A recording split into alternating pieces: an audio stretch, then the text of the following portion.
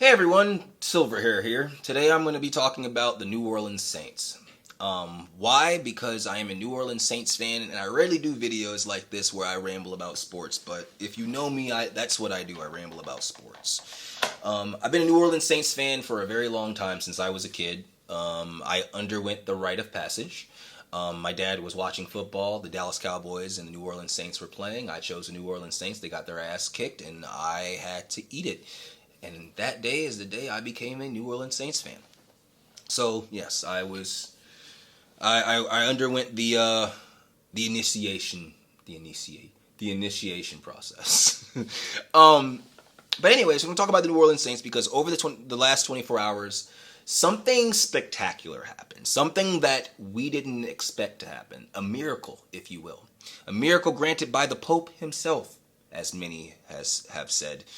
Um, for those of you who aren't aware of football or the New Orleans Saints for that matter, we had a quarterback named Derek Carr that he was one of those types of quarterbacks where you can win with him, not because of him. So if he doesn't have the right pieces around him, he's not going to do well. Everything pretty much has to be perfect for him to win a game. That's great, but if you're the New Orleans Saints, where most of your players are aging and your drafts these last couple of years have sucked, so you don't really have a lot of good quality, good depth, much less blue chip players, and blue chip means like stars. Much less blue chip players because your drafts have been so shitty these last couple of years. Derek Carr was put in a situation where, unfortunately, I'm gonna be honest with you, it just it just didn't work out. It really didn't work out. And he's gotten a lot of flack for just how he is as a person, more or less, than his play. Because Derek Carr was, if we really want to be honest, he wasn't a bad quarterback. It's like he wasn't a terrible quarterback. He was a middle of the pack quarterback. But when your attitude is shit, when your attitude is shit, when you don't embrace the city that you're playing for, not that you have to, but when you don't do that, especially when that's very important to the citizens. Not only that, when legitimately you've kept us on a string. It's just like in regards to like the decision making. It just kind of felt like you just kind of made yourself the villain at that point. And so regardless of his quarterback play, he just left a really bad taste in Saints fans' mouth. So when he retired, everyone pretty much celebrated like it was the end of that Star Wars movie. Even I celebrated. Now, I don't have nothing against the dude. I don't know the dude to have anything against Derek Carr. But if I was him when I signed here, if I would have signed to how am I gonna say this? If I was him when I signed to the New Orleans Saints, I would have embraced the city a lot better. I would have treated the players a lot better because here's the thing: the NFL is not basketball. Like everybody has to work as a unit in order to be successful in football. There isn't a me. There are stars, but it's not a me sport. Basketball is more kind of like a me sport because if you can get some good stars in the mix, like you're probably winning. If you get good quality depth and whatever, you're probably winning. But football is different because it requires the players to work as a unit. And so, if you go into a team with a me mentality, you're already leaving bad tastes in people's mouths. Even the players had like Michael Thomas and Chris Olave to some degree, although he would never say it out loud because he's a professional person. Just the way the players, Eric McCoy got in his ass in one game because he got in his ass in one game because he did something. So it's one of those things where it's just like it just seemed like he came into New Orleans with this savior complex, and that's what pissed everybody off. Now he can highly disagree with what the hell I'm saying, but that's how it came off. If people want to know why the New Orleans Saints fans didn't like Derek Carr. Now, what was also good about that is it gave the New Orleans Saints a clear understanding of where to go now, because now you're forced to rebuild your team as opposed to staging that off. Upon retiring, Derek Carr forfeited $30 million.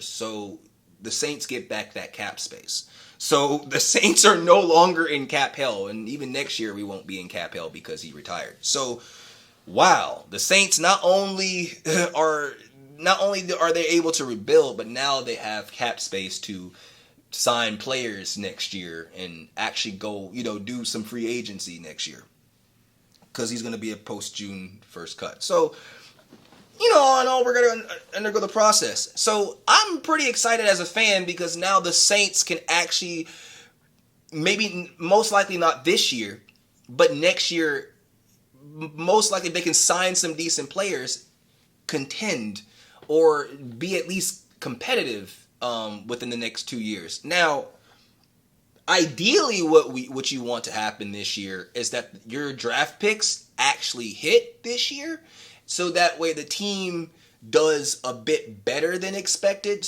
Or not better than expected. When I say better than expected, I'm talking about maybe like a 7-9, 8-8. Because right now, most people are projecting the Saints to win maybe like 2-3 games next year, which, to be fair, I'm projecting them to win like 2-3 games next year.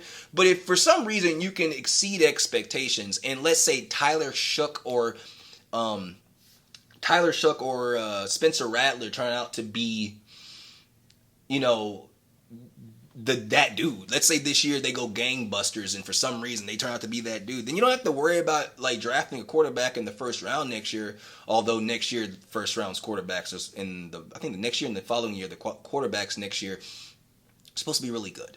But let's say they go gangbusters and they do better than expected, and the Saints end up winning maybe like 8 games, 7 games, 9 games.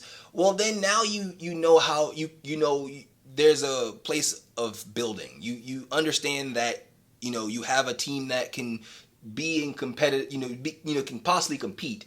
So next year it's more about like, okay, let's add more, let's add more things to the mix. Let's sign a few veterans that may be available for free agency, because now we have the cap space. So we can sign some veterans, we can draft some really high quality players, and we can go BPA as opposed to drafting for need. Now, if something happens this year and like there's injuries and all that stuff, whatever, that's a whole nother conversation. But it just seemed like the Saints have been drafting for need for the last couple years, and so it'd be nice to go best player available at least, so that way we can build more talent and stuff like that. So I'm looking forward to the concept of adding more talent next year through the draft, through free agency, now that we have cap space. But I'm also interested in the quarterback battle this year. So there's a lot to be excited about if you're a Saints fan. I know it's not like Super Bowl type of situation, but now you get to actually watch the building of a team. You get to see the process. You get to see all the pieces come together. You get to see like a new mold. It's actually a big reason why I watch football. Football isn't just about, like, we all want to win the Super Bowl, right? But to watch a team get built over time, to watch the pieces come together is the most beautiful thing in the world, because you can always kind of remember that moment, that draft that started it all, right? It's like when the Saints won the Super Bowl in 09.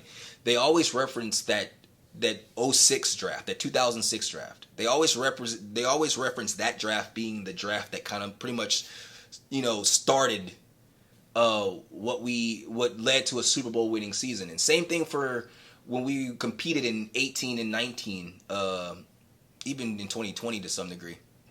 It was that 2017 draft that that basically started that whole started the whole culture of what the New Orleans Saints were from 2017 to about 2020, and then we're here where we're at right now. But now we get to live that process with a different head coach, with a different, a different coaching staff, some familiar faces, and it gives us some hope for the future, and I'm really looking forward to that.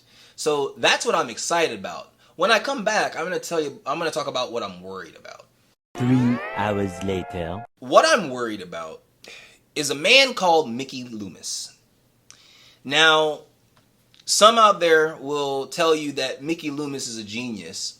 I called those Mickey Loomis apologists. Do not listen to them.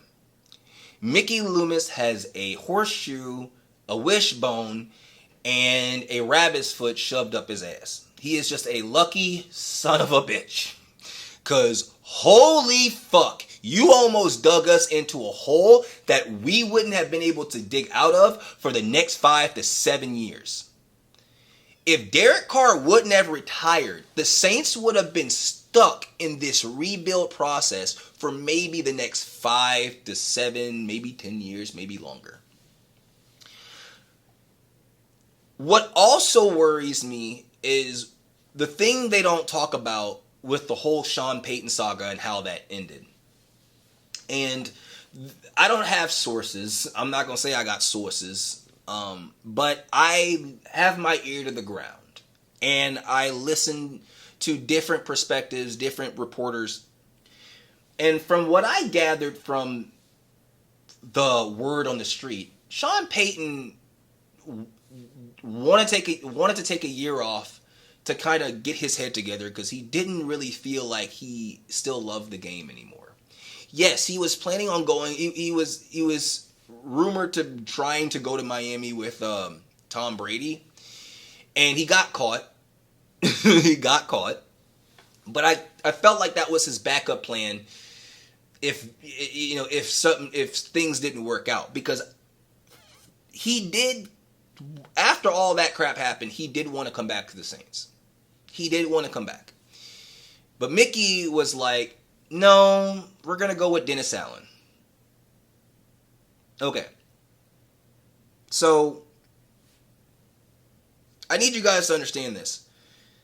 D.A. Dennis Allen was a head coach for the Oakland Raiders. If I'm not mistaken, it's for 2013, 14, and 15? Is it 2013, 14, 15? Because I know it during 2016 they had Black Jack Del Rio. So I think I might be wrong. If it's maybe 12, 13, and 14. If I'm wrong, I'm wrong. I'm sorry. But anyways, D.A. was the head coach for the Oakland Raiders for about 3 years, and Derek Carr was his quarterback. And throughout their entire stint, they won 8 games. So 3 years, 8 games. Awesome. Mickey Loomis saw that and was just like, I want that from my team. I want that coach and that quarterback from my team. And some of the coaches the assistant coaches that were available for the Raiders, they also joined the Saints. So he's like, I want that entire coaching staff that won only 8 games in 3 years, and I want them on the New Orleans Saints. That's what Mickey Loomis said, bro. And that's what he did.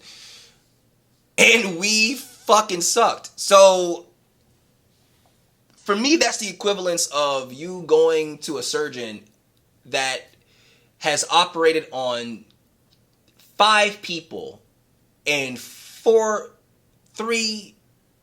of those people he operated on died. And being like, that's my surgeon. Right? That's my surgeon. My surgeon is a genius. What the fuck are we doing here? Like, come on, guys. We gotta have more brain cells than that, right? So Mickey Loomis did that. Mickey Loomis also, there were coaches that did not want to come to New Orleans because of Mickey Loomis as a coach. I mean, as a general manager, because they knew Mickey Loomis was very controlling. He's a very controlling general manager. Mickey Loomis wants to have credit for the success of the New Orleans Saints. So, but not just like credit as like I'm the GM. You know, I found the head coach. I allowed them to build the team. No, I drafted these players. I built this team. I am the one that's the reason why they're successful. That's what Mickey Loomis wants. And my worry is that Kellen Moore, although Kellen Moore may be a strong offensive minded coach, you have to also be a good leader. You have to also command the space if you want to be a head coach. You're not just in charge of one side of the ball anymore. You are in control of both sides of the ball to some degree. And you have to make sure they work in cohesion. And you also have to make sure that you get the players that fit your scheme in the building. Meaning, since you're the head coach, you have a vision of what your defense is supposed to look like. So you get the defensive coordinator that you want, or if you're a defensive-minded coach, you already know what your defense wants to be. But if you're an offensive-minded coach, you should know what your offense should look like, and you get your offensive coordinator. But you should have an idea of what type of players you need to fit the scheme you want to run in the organization. Your GM should not be the one making those decisions. And my worry now is that Mickey Loomis is making, if not most of those decisions. And just another context, it was Isaiah Foskey was Mickey Loomis's pick. So as I'm recording this, Isaiah Foskey has not done shit. If in the future he proves me wrong, great. But Isaiah Foskey was Mickey Loomis's pick. And he has not done shit for the New Orleans Saints. So there you go. So, I mean, hopefully Mickey Loomis hopefully he doesn't cause too much damage towards this current, regime. But I don't know, man. If his luck fails him, man, we may be in for another doozy of a ride. And as a Saints fan, not looking forward to that storyline. So hopefully the first storyline happens. The rookies work out. Tyler Shough or Spencer Rattler go gangbusters, and we got ourselves a team this year. And if not, we are able to draft a quarterback in the future. We're able to get a quarterback in the future drafts if need be. But my worry is that Mickey Loomis is going to be making a lot more decisions than he should be. And his decisions are going to clash with the actual vision, and poof. But apparently Kellen Moore is a collaborator and he works with people. So if that's the case and he knows how to blend everything together perfectly, you got my respect. But anyways, that's all I wanted to talk about today. Hopefully New Orleans Saints is fun to watch this year. Good luck to Tyler Shough. I know I wasn't really happy about you being picked, my dog, but good luck, dude. Hopefully you prove a lot of us wrong, because so far we're hearing some good shit about you. And Spencer Rattler, bro, I hope you ball out. I hope you do a good job this season. I hope you really compete, because that's another thing. There's been little rumors that Mickey Loomis is wanting Tyler Shough to be the starter. What the fuck are we talking about? Let them compete. You shouldn't be You shouldn't be making that decision. Let them compete. What the fuck are we talking about? If that does happen, it's just going to ruin the integrity of the locker room. But hey, hopefully it's a fair competition, and we're enjoying the season. Even if we don't have a winning season, at least enjoy the process. So, good luck everyone, have fun, and I'll be back with another video. Take care.